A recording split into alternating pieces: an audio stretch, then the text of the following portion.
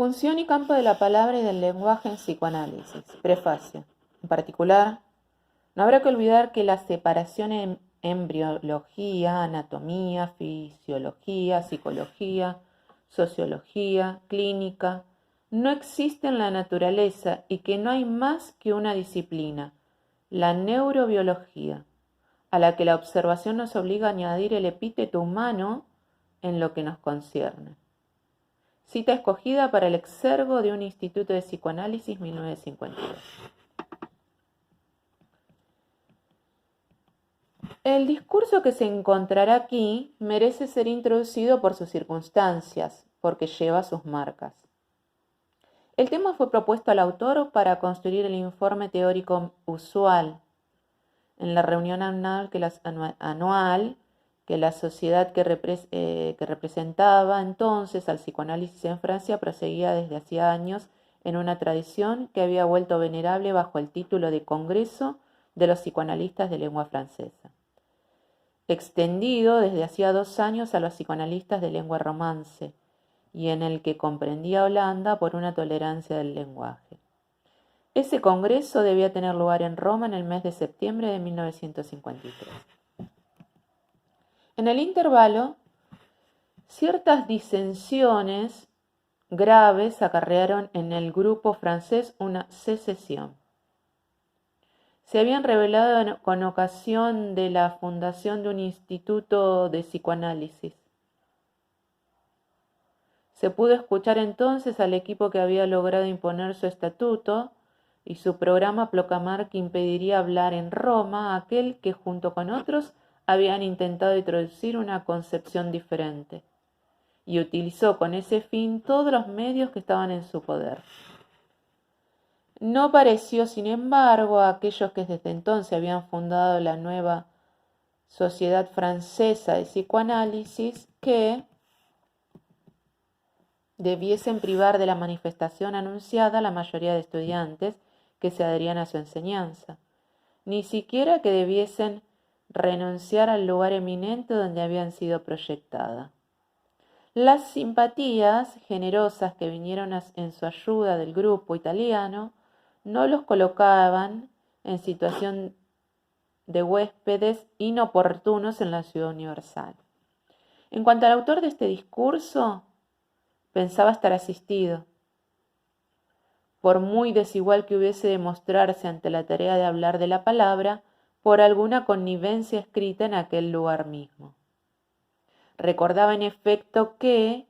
mucho antes de que se develase allí la gloria de la más alta cátedra del mundo, Aulio Gelio, en sus noches áticas, daba al lugar llamado Mons Vaticanus la etimología de vagire, que designa los primeros balbuceos de la palabra.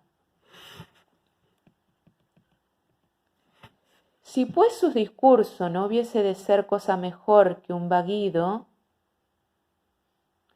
por lo menos tomaría de ello el auspicio de renovar en su disciplina los fundamentos de esta toma en el lenguaje, Esta renovación tomaba asimismo de la historia demasiado sentido para que él, por su parte, no rompiese con el estilo tradicional que sitúa el informe entre la compilación y la síntesis, para darle el estilo irónico que una puesta en tela de juicio de los fundamentos de esa disciplina. Puesto que sus oyentes eran esos estudiantes que esperan de nosotros la palabra, fue sobre todo pensando en ellos como fomento de su discurso, y para renunciar en su honor a las reglas que se observan entre augures de remedar el rigor con la minucia y confundir regla y certidumbre. En el conflicto, en efecto, que los había llevado a la presente situación, se habían dado pruebas en cuanto a su autonomía de temas en un desconocimiento tan exorbitante que la exigencia primera correspondía por ello a una reacción contra el tono permanente que había permitido semejante exceso. Es que más allá de las circunstancias locales que habían motivado este conflicto, había salido a la luz un vicio que las rebosaba con mucho.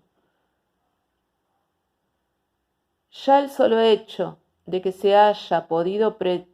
pretender regular de manera tan autoritaria la formación del psicoanalista planteaba la cuestión de saber si los modos establecidos de esta formación no desembocaban en el fin paradójico de una minorización perpetuada.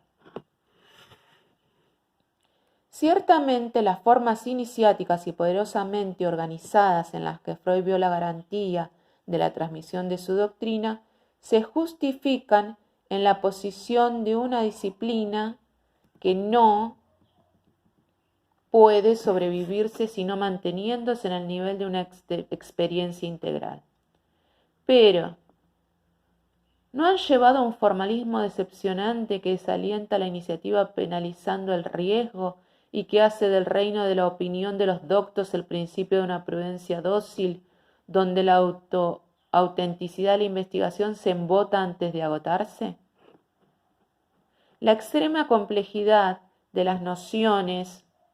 puestas en juego en nuestro dominio hace que en ningún otro sitio corra un espíritu